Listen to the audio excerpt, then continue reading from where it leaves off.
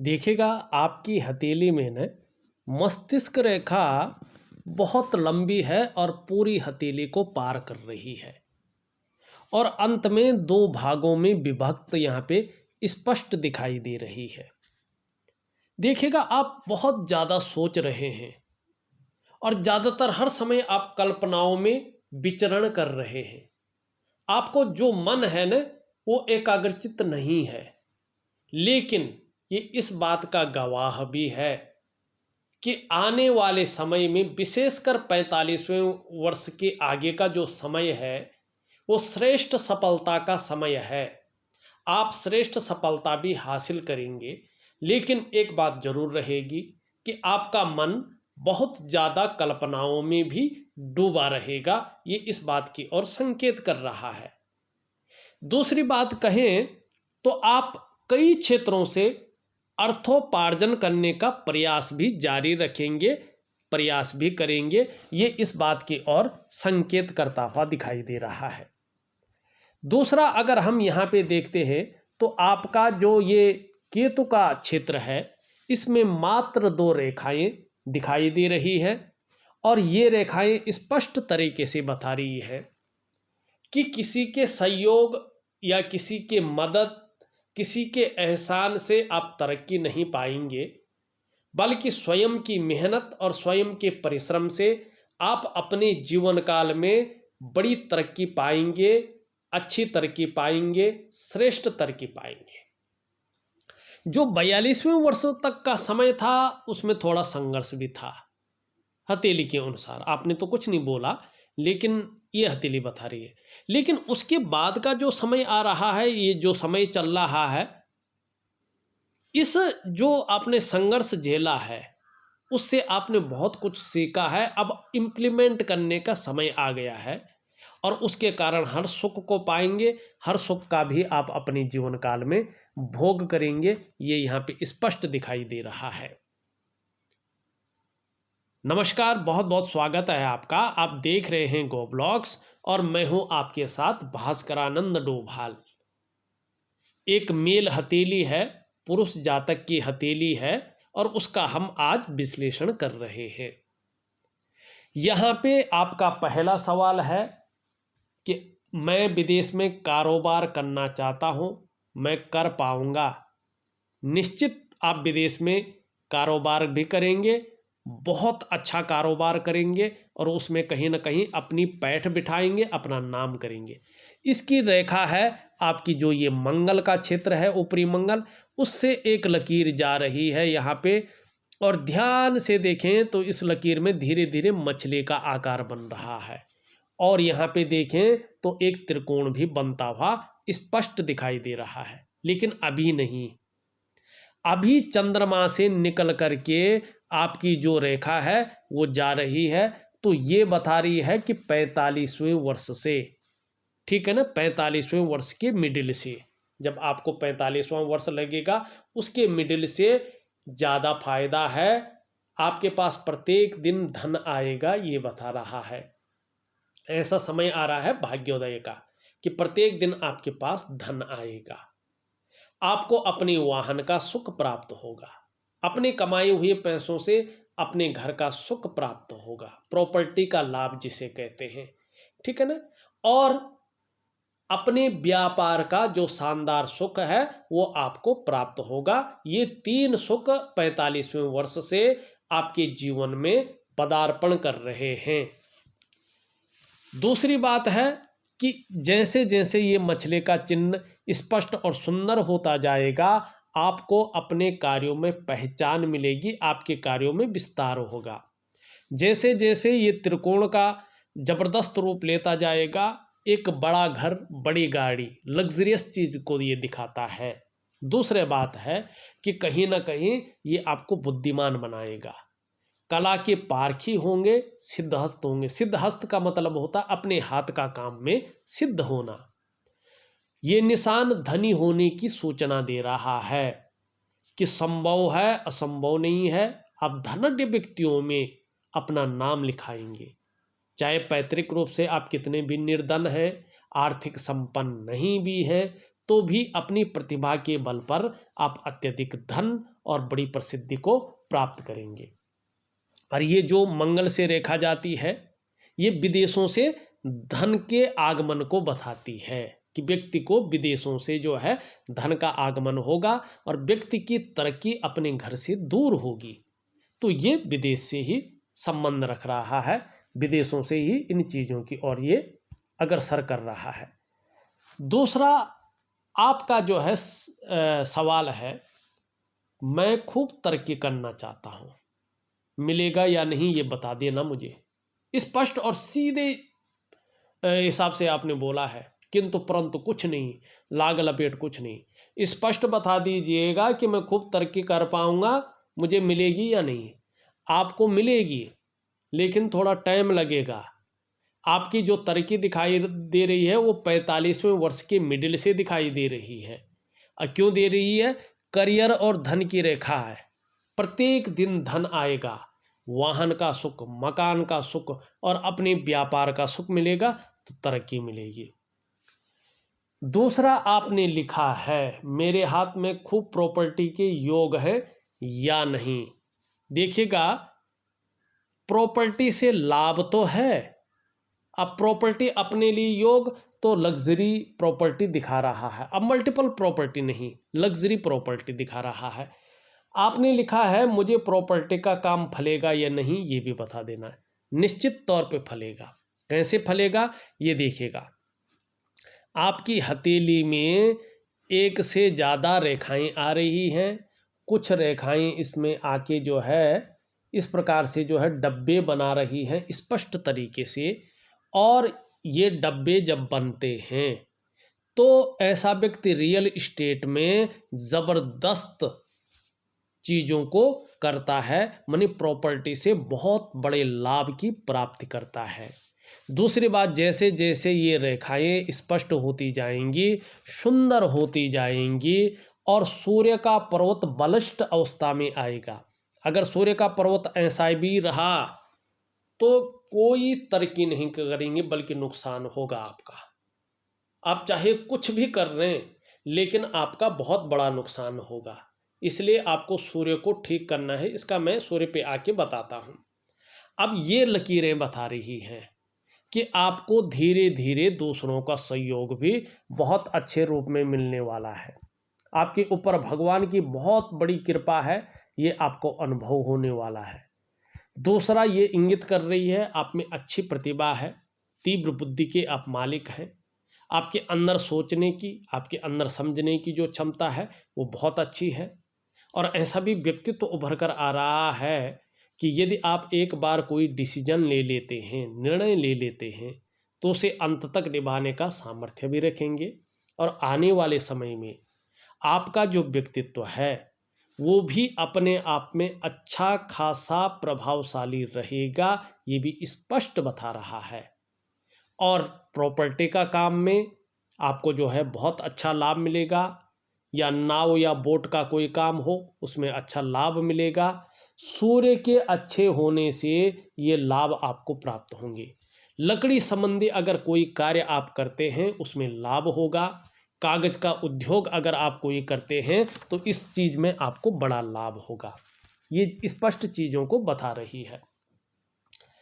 अब आपने एक अंतिम सवाल पूछा है, मैं कौन कौन से काम करूं, लोहे का, कपड़े का, जो मुझे फले। अब ये प्रॉपर्टी का तो अब आपने छोड़ दिया, अब आप आ गए उस पे कपड़े का, लोहे का। लोहे का काम आपको सूट करता हुआ अभी नहीं दिखाई दे रहा है।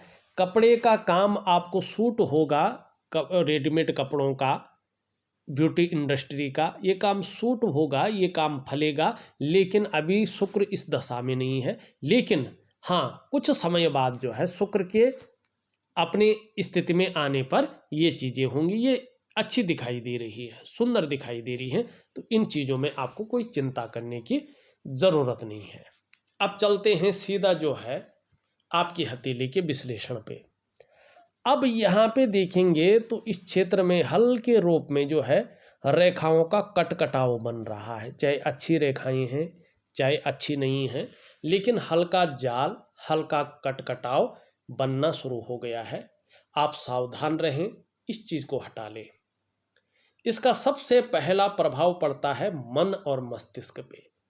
कहीं ना कहीं उलझन बनती हुई नजर आ रही है, दुविधा बनती हुई नजर आ रही है, कन्फ्यूजन की स्थिति जन्म ले रही है, अंकुरित हो रही है, ये दिखाई दे रहा है।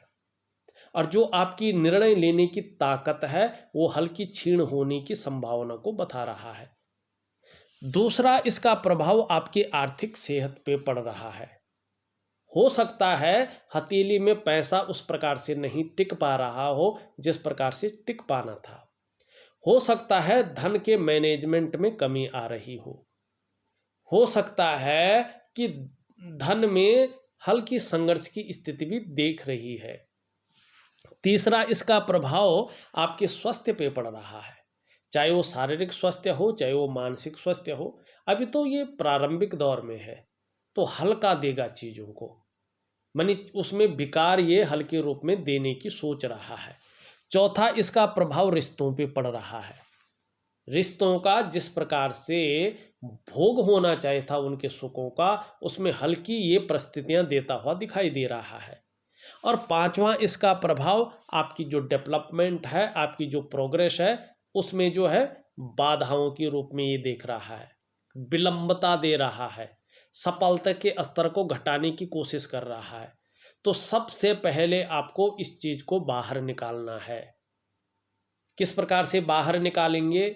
इसके लिए एक जो है वनस्पति स्नान व्यक्ति को करवाया जाता है। ये विधि मैं लिख करके दे दूंगा, कितने दिन तक करना है ये भी लिख के दे दूंगा, किस प्रकार से जो है इसका प्रयोग करना है ये भी लिख के दे दूंगा।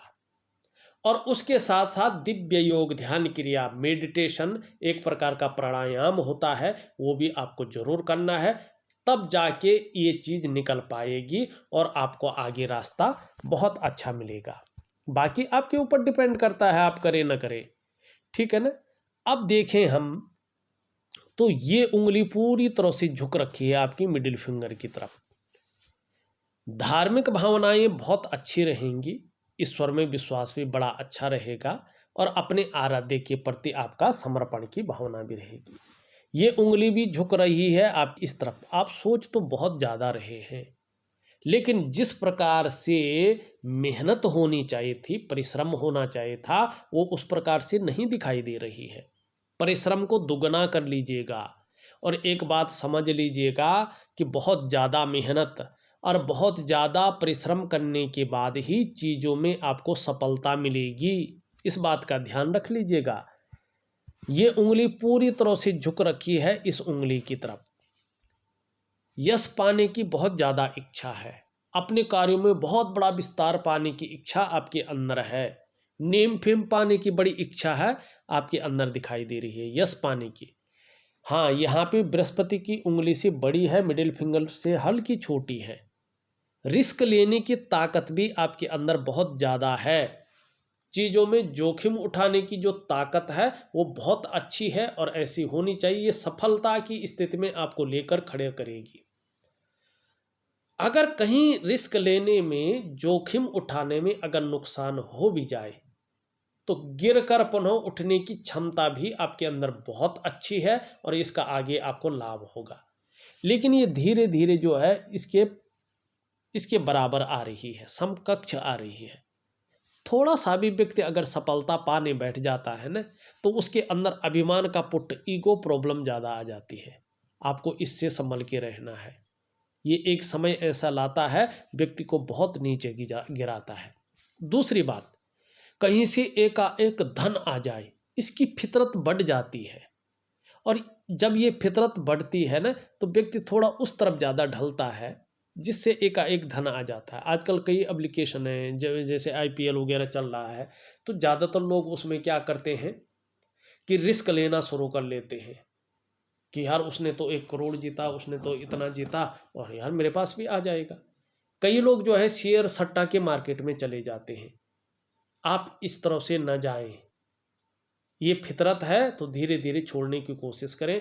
आपको स्वयं की मेहनत, स्वयं के परिश्रम के बल पर ही श्रेष्ठ सफलता मिलेगी और बहुत ज़्यादा मेहनत परिश्रम करने पर ही चीज़ों में सफल होंगे। ये स्पष्ट दिखाई दे रहा है। ये उंगली पूरी तरह से झुक रखी है इस उंगली की तरफ। धन कमाने की ललक जबरदस्त रहेगी। ये इसके पहले पूर्व तक नहीं पहुंच पा रही है, लेकिन आपने नाखून बढ़ाया है, इसका फायदा अच्छा मिलेगा। कम्युनिकेशन स्किल्स में वृद्धि हो रही है। कहाँ पे किस प्रकार से बोलना है, अपनी बातों को कैसा रखना है, किसके सामने कौन सी बात रखनी है, किस प्रकार से रखनी है, इसकी समझ आपकी बहुत अच्छी बढ़ रही है। इसका लाभ आपको जबरदस्त पैदा होगा। हृदय की रेखा देखें तो इस प्रकार से आती हुई और यूं जा रही है, और इस पे 2 उंगलियों का जो ग्रह है इनका प्रभाव पड़ रहा है। ये आपकी महत्वाकांक्षाओं को बता रहा है। निश्चित तौर पे 100% आप अपने जीवन काल में बहुत बड़े महत्वाकांक्षी व्यक्ति हैं। वर्तमान में आपकी सोच बहुत आगे बढ़ने की हो रही है। गुरु का प्रभाव पड़ रहा है, जिसके कारण आपकी जो इच्छा है एक टॉप लेवल तक पहुंचने की हो रही है। शनि का प्रभाव पड़ रहा है, जिसके प्रभाव के चलते आगे बढ़ने के लिए कितनी भी मेहनत करनी पड़े, जुगाड़ लगाना पड़े, कोई हथकंडा इस्तेमाल करना पड़े, इन किन प्रकार जो भी आपसे हो जाए आप करेंगे। हाँ, इसमें एक रेखा इस प्रकार से भी आ रही है, ये विष्णु का तिलक बना रही है। ये स्पष्ट कह रहा है कि आपके जो पंच तत्व हैं, पंचभूत हैं, 5 एलिमेंट, आपके शरीर के जो 7 चक्र हैं, आपकी जो 5 ज्ञान इंद्रियां हैं, आपकी जो 5 कर्म इंद्रियां हैं, उनके अनुसार देखे जाए तो उदर की पूर्ति करने वाले, इस संसार का पोषण करने वाले त्रिदेवों में से एक देव भगवान विष्णु की आपको आराधना करनी है। ये आपके आराध्य हैं, इनकी शरणागति आपको जाना है, इनको अपना पार्टनर बनाना है और इनके अनुसार चलना है। मानी अगर आप अपने जीवन काल में अच्छे कार्य करते हैं, अच्छी राह पर चलते हैं, तो आपको किसी भी काम में अवश्य सफलता मिलेगी जीवन में, और आपको हराना आपके विरोधियों के लिए संभव नहीं रहेगा। इसके अलावा समाज में खूब लोकप्रियता और सम्मान भी पाएंगे, अत्यंत भाग्यशाली आपको माना जाएगा। लेकिन 2 नंबर की तरफ अगर चले गए तो रसातल की ओर भी आपको ये ले जाएगा। जीवन काल के अगर हम देखें 49वें से लेके 54वें वर्ष के बीच में धन में दुगुनी वृद्धि होती हुई दिखाई दे रही है, और कहीं ना कहीं रहस्यमय विद्याओं की तरफ भी आकर्षण बढ़ रहा है। और 48 उम्र में कहीं ना कहीं आपके कार्यों को ज़्यादा विस्तार मिलेगा, ज़्यादा बल मिलता हुआ यहाँ पे स्पष्ट तरीके से दिखाई देता हुआ नजर आ रहा है। मस्तिष्क रेखा के बारे में हमने बता दिया है। जीवन की रेखा स्पष्ट तरीके से बता रही है कि परिवार के प्रति समर्पण की भावना रहेगी, और कहीं ना कहीं जो है आपको विदेश यात्रा का अच्छा खासा लाभ भी प्राप्त होगा। धर्म और अध्यात्म से भी आप जुड़ेंगे। यहाँ से एक रेखा इस पे मिलती हुई दिखाई दे रही है।